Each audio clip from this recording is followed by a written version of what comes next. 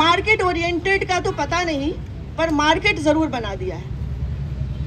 क्योंकि आप सभी लोग इस बात को जानते हैं, जो IAPC है, कि किस तरीके से जो इंटर्नशिप और अप्रेंटिसशिप प्रोजेक्ट की ये सारी सुविधाएं इसका पार्ट होनी चाहिए थी, वो मिल ही नहीं रहा है स्टूडेंट्स को।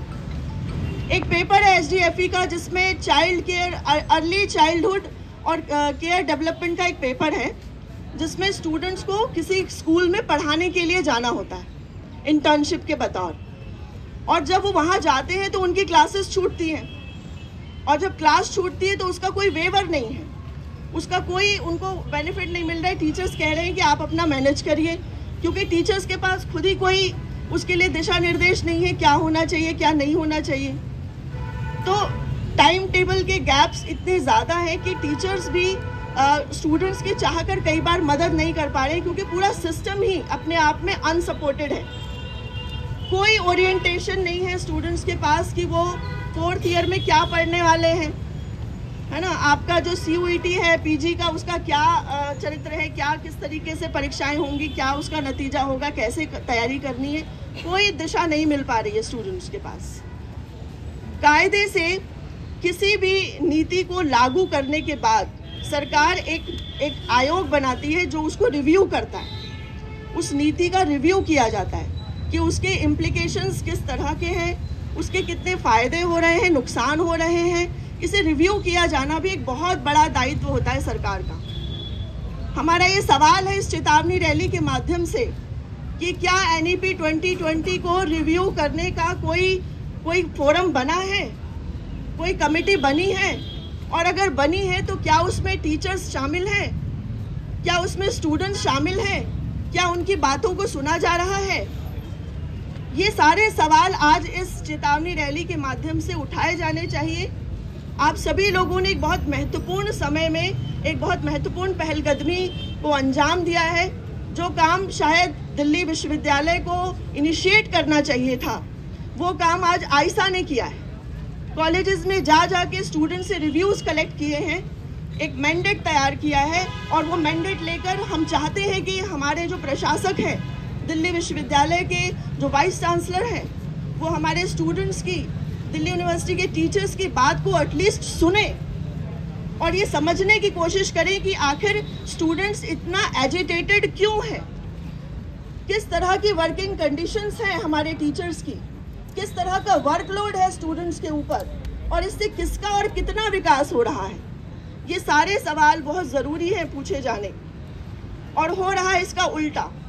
जैसे कि साबी ने कहा कि जिस तरह से इंटरनल असेसमेंट का वेटेज बढ़ाया गया, साफ जाहिर है कि एक तरह का पक्षपात होने की पूरी संभावना है। हम ये नहीं कहेंगे कि टीचर्स पक्षपात करते हैं, पर कहीं ना कहीं आपने एक इस तरह का माहौल बना दिया है कि अगर कोई स्टूडेंट अपना विरोध जताना चाहे तो ये पूरी संभावना है कि उसके विरोध को कुचलने के लिए इसका इस्तेमाल किया जा सकता है। इसका विरोध होना चाहिए, इसको रिव्यू किया जाना चाहिए, क्योंकि आज हम यहाँ पर जो इकट्ठा हैं, हम उन्हीं हकों की बात कर रहे हैं जिन हकों को वो चाहते नहीं है कि हम रियलाइज़ भी करें, हम ये समझे भी कि हम ये आखिर ये चेतावनी रैली क्यों निकाल रहे हैं। हम अपने क्लासरूम को छोड़कर आज आर्ट्स फैकल्टी के गेट पे खड़े होकर कॉपी किताब के बजाय प्ले कार्ड लेके क्यों खड़े हैं?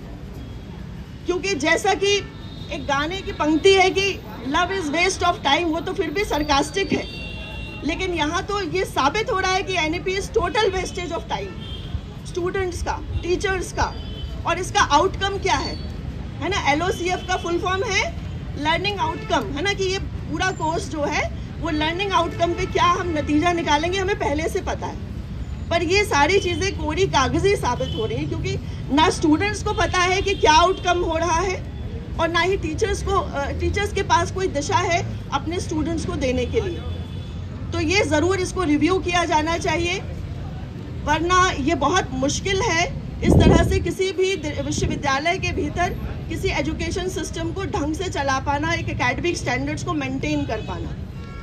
तो हम अपने हकों की बात करने के लिए आज यहाँ इकट्ठा हुए हैं।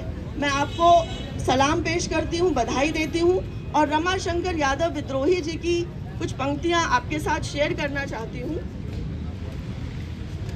विद्रोही जी कहते हैं कि इस जमाने में जिनका जमाना है भाई, उन्हीं के जमाने में रहते हैं हम।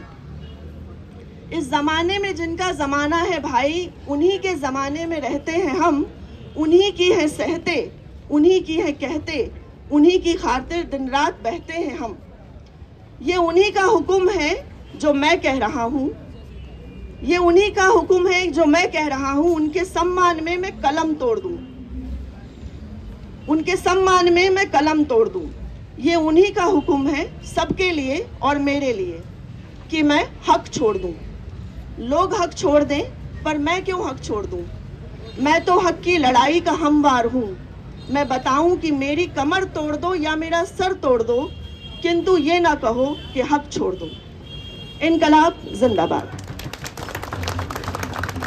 तो हक की लड़ाई जिंदाबाद, जिंदाबाद, जिंदाबाद। हक की लड़ाई जिंदाबाद, जिंदाबाद, जिंदाबाद। ISDM वापस लो, वापस लो, वापस लो। ISDM वापस लो, वापस लो।